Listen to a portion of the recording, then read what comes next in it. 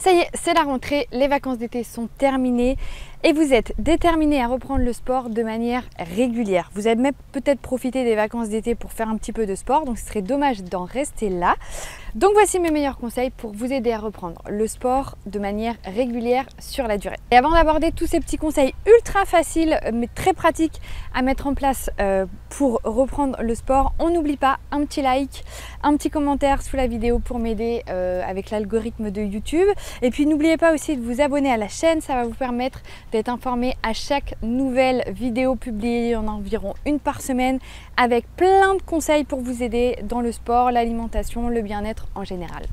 Alors premier conseil, qui peut paraître un peu bateau, mais qui est vraiment ultra puissant, qui peut vraiment nous emmener beaucoup plus loin dans notre motivation, c'est la fixation d'un objectif. Et là j'avais envie de préciser qu'un objectif c'est pas forcément une compétition. On n'a pas tous l'esprit de compétition, on ne prend pas toujours plaisir à faire une compétition sportive et donc un objectif c'est pas forcément se fixer une compétition. Ça peut très bien être par exemple aller faire un week-end randonnée avec une amie. Ça peut être faire le GR20, ça peut aller découvrir une région, un pays en faisant du vélo, de la marche, enfin voilà.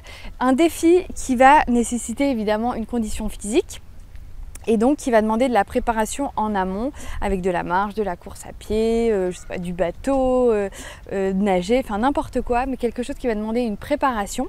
Mais voilà, ça ne va pas forcément se solder avec une compétition, ça c'est vraiment important. Et le fait d'avoir cet objectif toujours en tête, et pourquoi pas se le fixer avec une amie, ça va être encore plus puissant.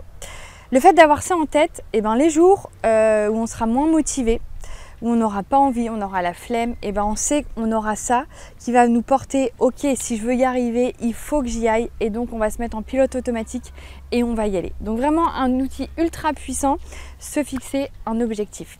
Deuxième conseil qui peut être vraiment très puissant dans votre reprise d'activité physique et qui va vous mettre sur les bons rails, c'est de suivre un plan d'entraînement. C'est un super tremplin de lancement pour plein de raisons. Déjà, moins de charge mentale. On n'a pas besoin de réfléchir, ok, qu'est-ce que je vais faire, quand, machin truc.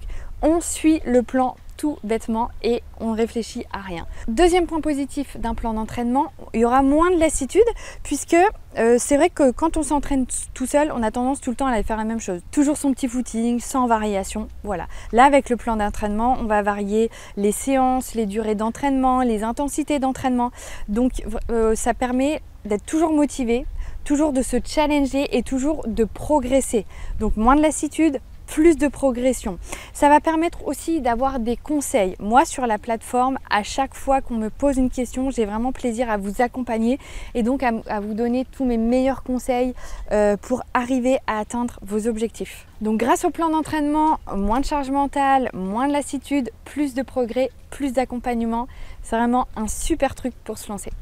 Mon troisième conseil, même chose, tout bête, mais vraiment efficace, c'est la planification de ses entraînements.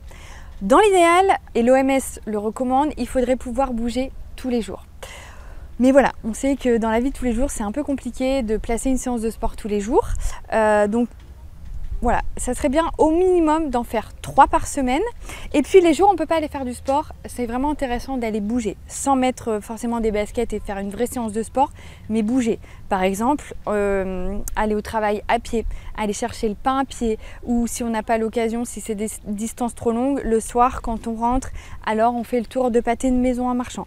Mais voilà, trouver des occasions de marcher, monter les escaliers pour aller au bureau. Voilà, trouver les fois où on ne peut pas aller faire de sport, trouver des occasions de bouger de manière différente. Mais sinon, donc pour les séances de sport, il faut en faire au moins 3 par semaine et on essaye de trouver des créneaux qui vont être faciles pour nous, où ça va pas être source de stress. Un excellent créneau pour s'entraîner, c'est vraiment le midi, parce que souvent le soir, s'il y a des impératifs avec les enfants, avec le boulot, ça va traîner, et puis finalement le créneau qu'on s'était prévu, il va sauter parce qu'il y aura eu trop de choses qui vont s'intercaler. Le midi, si au boulot il y a une douche ou si on est en télétravail ou n'importe quoi, vraiment ça c'est un super créneau pour s'entraîner et ça fait du bien de faire une pause entre le matin et l'après-midi. On retrouve une belle énergie pour attaquer l'après-midi. Quatrième conseil, même chose, c'est tout simple mais c'est vraiment important, c'est se connaître et mettre des choses en place qui vont nous permettre d'encourager notre pratique. Je dis n'importe quoi. Par exemple, si on sait que dès qu'il y a 3 gouttes de pluie, on va avoir tendance à remettre la séance, alors on donne rendez-vous à quelqu'un pour faire sa séance. Comme ça, pluie ou pas pluie, on a rendez-vous, on y va. Même chose, si on sait qu'on a tendance à avoir la flemme en rentrant du boulot, qu'on en a un peu plein les bottes de la journée, qu'on va avoir tendance à se caler dans son canapé et puis réussir à sortir, pareil, le petit rendez-vous avec quelqu'un, c'est hyper intéressant. Voilà, on se pose pas de questions, mais ses baskets, on va à son rendez-vous. Voilà, c'est essayer de trouver plein de petits moyens, ça dépend vraiment de sa personnalité, mais plein de petites choses pour éviter, voilà, de trouver, hop, les moments d'esquiver la séance. Trouver quelque chose à mettre en face pour être efficace, se mettre en pilote automatique et vraiment se tenir à son planning. 5e et avant-dernier conseil de cette vidéo, avoir du matériel adapté. C'est vraiment important.